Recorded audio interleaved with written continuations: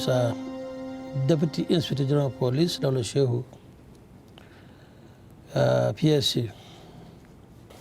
To talk about PRAWA, Prisoners Rehabilitation and Welfare Action, we have a very, very good rapport, good understanding, and good synergy between the police and PRAWA for many years. It is an institution that concerns primarily on respect of dignity and human rights, which the police are supposed to be part of it. And also capacity building to the police to enable them to perform effectively and efficiently in conjunction with the fundamental respect to the fundamental human rights as enshrined into the Nigerian constitutions of 1999. It's very, very beneficial, and at the same time in building capacity and enabling the police officers to perform credibly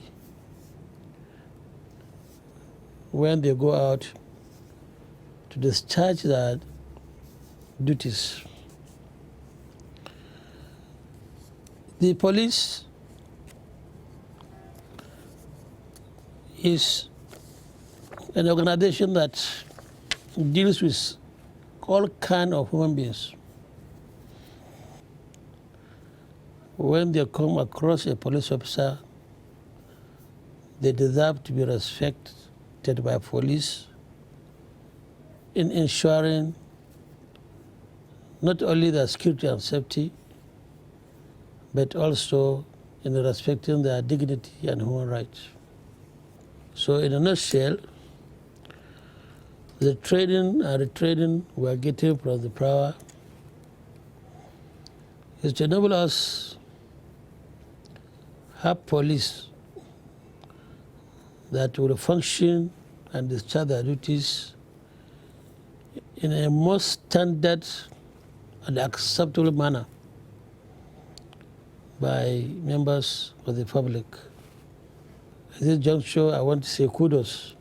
Welcome to the Nigeria Police Force online training.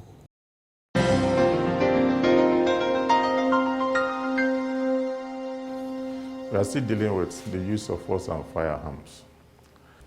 And what is the lesson objective here? The lesson objective is to create awareness on the need to control, regulate, and monitor the use of firearms. And what is the expected outcome? It is expected that the participants will be able at the end of the training to identify the regulations guiding the use of firearms and the need to comply with the regulations as well as the permissible circumstances for the use of firearms and the consequences of unlawful use of firearms. As a way of introduction, generally, the taking of life of one person by another is unlawful and prohibited. However, there are certain exceptions when life can be taken. These exceptions are on legal grounds. There are therefore national and international laws, conventions, declarations, as well as code of conduct regulating the use of force, including firearms, by the police and other law enforcement officers. Such laws and declarations include the Constitution of the Federal Republic of Nigeria, United Nations Declaration on Human Rights, Council of Europe Declaration on the Police, United Nations Code of Conduct for Law Enforcement Officials. Officers are to strictly abide by the provisions of these laws in the discharge of their statutory duties. In the same vein, there are institutional rules guiding the use of force and firearms. These guidelines are to ensure that personnel of the organization carry out their duties within the provisions of established laws. It is therefore evident that the institutional guidelines are derived from the various laws promulgated to guarantee the fundamental human rights of the people. One such fighter institutional guideline that explicitly states the permissible circumstances for the use of firearms by officers of the Nigeria Police Force is Force Order 237. And it is necessary to mention here that the Force Order has been reviewed. The Force Order states that it is not possible to deal with all circumstances in which it may be necessary for a police officer to use firearms. The notes contained in the order are therefore principles by which a police officer should be guided. It must be realized that these notes cannot override the law. If a police officer is charged with an offense arising out of the use of firearms, it is the court that will decide whether in the circumstance his action was justified. The Force Order is therefore issued to ensure that the use of firearms by any member of the force of the Nigeria Police meets the legal requirements of the law. What is the rationale for the Force Order? It is of utmost importance that all police officers realize how highly essential it is to guard against the slightest misuse of firearms. So the Force Order was therefore issued to ensure that all police officers exercise the utmost forbearance humanly possible that prudence can dictate before resorting to the use of a lethal weapon, which may result in the wounding or killing of a human being. It's necessary that we explain some of the terms. What is forbearance? It means patience, self-control, restraint, tolerance, moderation, leniency, mercy as against impatience. Then prudence means caution, carefulness, good sense, forethought, not recklessness. While leather means deadly, fatal, or mortal. What are the consequences and conditions necessary for the use of firearms?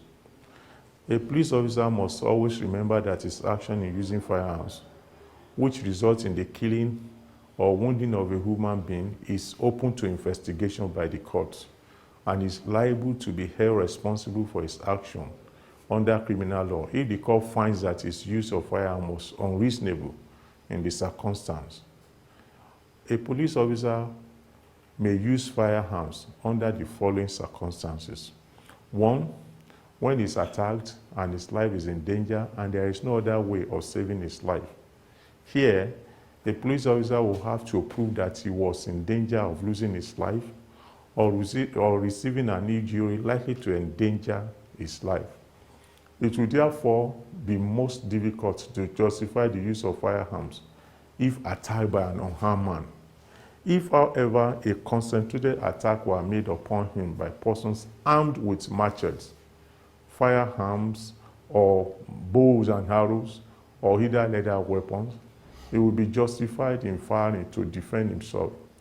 If he is otherwise attacked by individual with a heavy stick and machete, he will have to prove that he could not disable him with his baton or rifle butt, and that other means available to him were not sufficient to protect his life. Then another circumstance, permissible circumstance, is when defending a person who is attacked and he believes on reasonable ground that he cannot otherwise protect the person attacked from death or from imminent death. Under this circumstance, a police officer will have to prove that the person being attacked was in danger of imminent or may receive an injury likely to endanger his life, and that there was no other reasonable means of preventing him from being killed. It should, however, be borne in mind that the reasonable means above must also appear reasonable to other right-thinking people. One other permissible circumstance is when necessary to disperse rioters or to prevent them from committing serious offenses against life and property. It should also be borne in mind that 12 or more people must remain riotously assembled beyond a reasonable time after the reading of the proclamation before the use of firearms can be justified. Here, the firearms should be directed at the needs of the rioters. Any ringleader in the forefront of the mob should be singled out and fired on. Only the absolute minimum number of rounds necessary to suppress the riot must be used. Talking about making of proclamation, Section 72 of the Criminal Code provides that any magistrate or any police officer or of or above the rank of Assistant Superintendent of Police or any commissioned officer of the armed forces in whose view a riot is being committed or who apprehends that a riot is about to be committed in his view may make or cause to be made a proclamation in the name of the Federal Republic, such a form as it thinks fits. Section 73 of the Criminal Code further provides that if upon expiration of reasonable time after such proclamation was made or after the making of such proclamation has been prevented by force, 12 or more persons continue riotously assembled together, any authorized person to make proclamation or any police officer or any other person acting in and of such person or police officer may do all things necessary for dispersing the persons to continue assembled or for apprehending them or any of them, and if any person makes resistance, may use all such force as is reasonably necessary for overcoming such resistance, and shall not be liable if any criminal or civil proceeding for having by the use of such force caused harm or death to any person. Proclamation can be made either in long or short form, depending on the situation at the scene.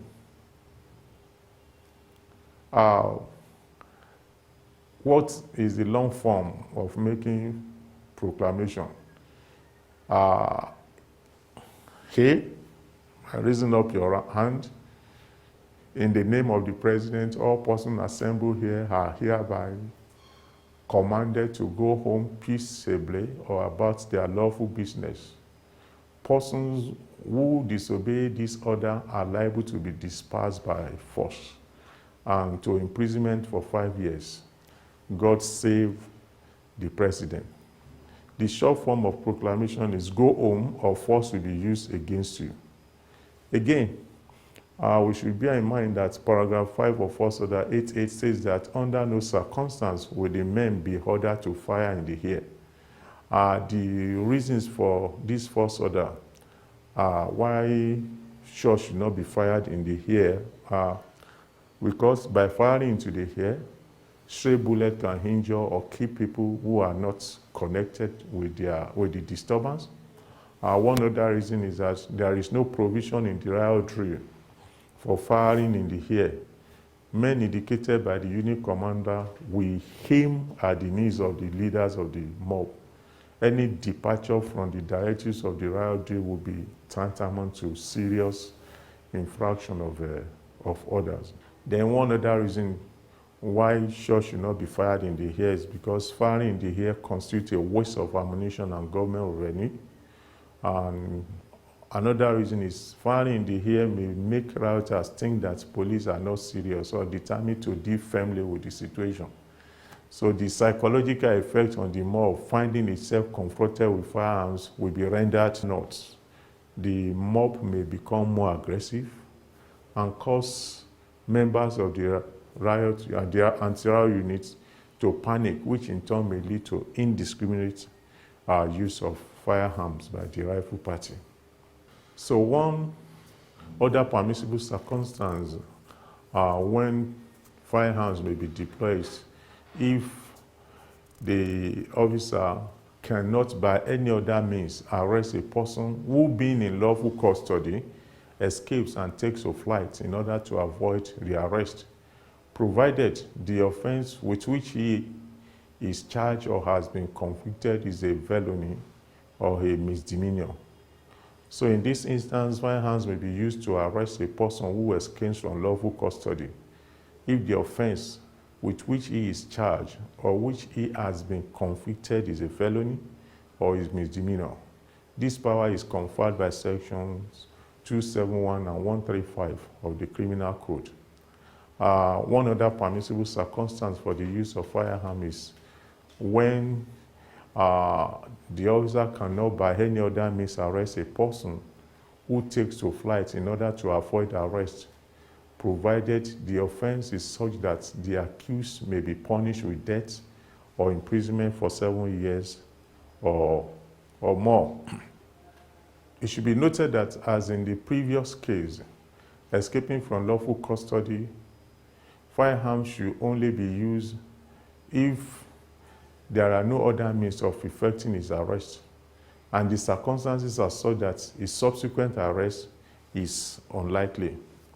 A police officer who cannot effect the arrest of such a suspected criminal by any other means should warn the suspect that unless he stops and surrenders, he will open fire on him.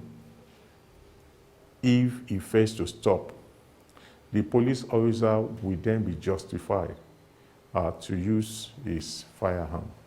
Those are the permissible circumstances when a police officer may deploy his firearms. But we should remember that they are just permissible circumstances. They are not absolute. So in deploying firearms, the officers must ensure that they absolutely comply even with the plan principles that we have treated earlier. And those are the principles of proportionality, legality, accountability, and necessity.